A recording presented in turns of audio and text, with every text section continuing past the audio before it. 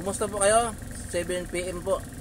Maaga pa pero minsan may panahon na maagang inaantok yung lingkod. Kaya siya samantala ko rin kasi may panahon naman na mahirap matulog, yung mainit na panahon.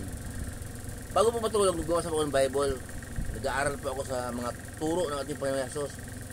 Salita ng Diyos. Yun po ang lagi kong pong Bible study po ang tawag noon. Nag-aaral sa salita ng Diyos. So, binasa ko po, parang gusto kong ulit-ulitin itong basahin. Mahaba po ito, pero hindi ko na po basahin, ikwento ko lang po sa inyo. Sa mababasa po natin, kung may Bible kayo, basahin po ninyo sa Mateo 19:16 hanggang 22. Ang sabi po dito, may lumapit po kay Jesus ng isang lalaki, mayaman. Okay. Nagtanong po sa ating Panginoong Jesus na, Guro, ano bang mabuti kong gawin upang magkaroon ako ng buhay na walang hanggang? Ibig sabihin, nagtanong po siya sa ating Panginoong Jesus kung anong gawin niya upang siya maligtas. Yung panahon yun po, sumagot ang ating Panginoong Jesus na kung gusto mong magkaroon ng buhay na walang hanggang, sundin mo ang mga utos ng Diyos. Sumagot yung lalaki na, alin po ba roon? Sinabi ni Jesus na huwag kang papatay, huwag kang mangalunya, huwag kang sasaksi ng walang katotohanan. Okay?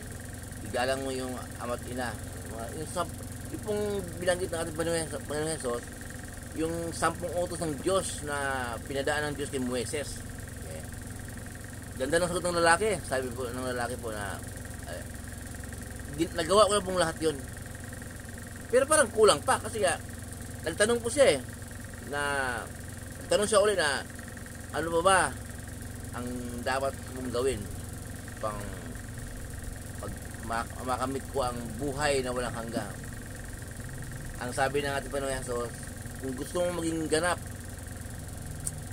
umuwi ka, ipagbili mo ang iyong lahat ng ari-arian, ibenta, at ipamimigay mo sa mga mahihirap. Pagkatapos noon, magkaroon ka ng kayamanan sa langit at bumalik ka dito at sumunod ka sa akin. Nalungkot po ang lalaking yon, yung binata, dahil siya ubod ng yaman. Umalis siya na malungkot. Ibig ko sabihin noon, hindi niya kaya. Pero hindi po ibig sabihin noon na mayaman ka, ibinta mo yung ari-arian mo. Mahirap ba? Paano kung lagay mong kotse, mga 20, tapos nagkakalaga ng mga 60 million, kung ano, dahil mong ari-arian, tapos ibinta mo lahat yun, ibigay mo sa mga lahat, ibigay mo sa mamahagi mo sa mga mahihirap. Mahirap po gawin, di ba? Hindi po, ang ibig sabihin po noon, pag ibininta mo yon,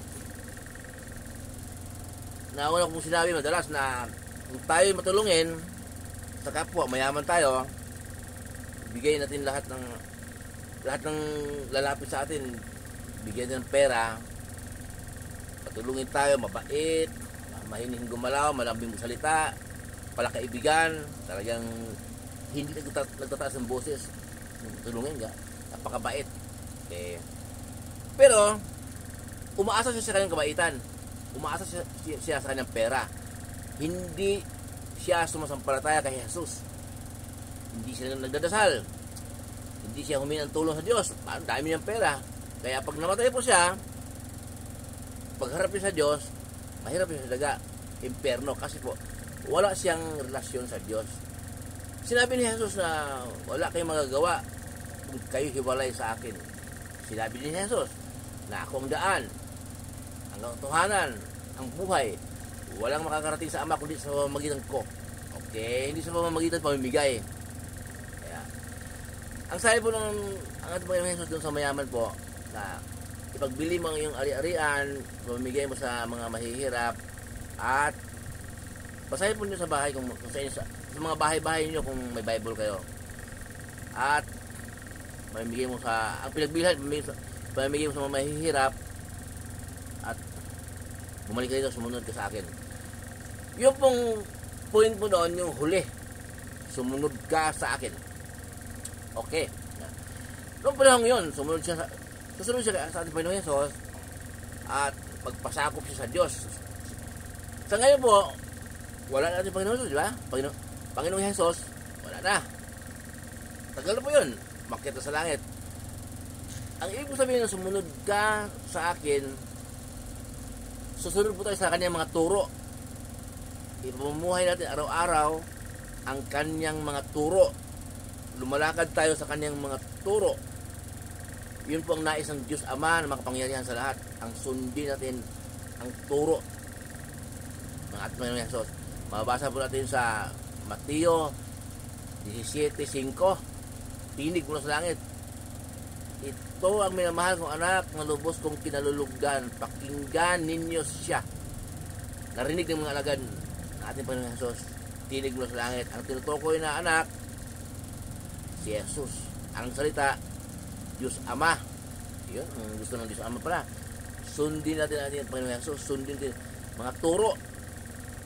Kahit hindi siya nakasama, kahit hindi siya nakita personal, madama natin, bibigyan po yun, madama natin na tayo'y sumunod at tayo'y mahal natin ang Diyos at nais natin na maparangalan siya. Okay, sundin ang turo ni Jesus. Mababasa natin sa Mateo, Lucas, Marcos, Juan. Okay, yun. Yung Gawa, Kolosas, mga Epeso, hanggang aklat ni Judas, bawang pahayag, turo naman yun at patotoo ng kanyang mga alagad. Bago umakyat ang ating Panginoon Hesus sa langit, kinausap ng kanyang mga alagad kung paano ako isinugo ng Ama, gayon din naman isinugo ko kayo. Tinuloy po ang kanyang mga alagad at pagtuturo. Kaya mga buong New Testament, yun po ang mahalaga. Wala na tayo sa mga panahon ng mga propeta. Kristiyano na tayo ngayon.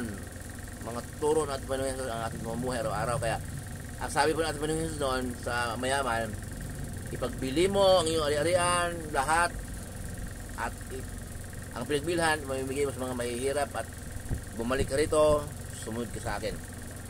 Kung mayaman po, kahit na hindi mo ipagbili, basta yung yaman mo galing sa marangal. Okay?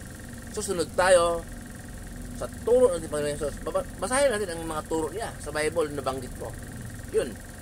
Yun po. Kaya ang turo ng ating Panginoon Hesus po ang ating pamumuhay araw-araw. Dahil siya po ang daan ng Tuhanan. Walang makakarating sa Ama. Walang makakapap sa langit kundi sa pamamagitan niya. Muli po yung lingkod, si Chip Roy. Ingatan po tayo ng Diyos at mag-ingat din po tayo.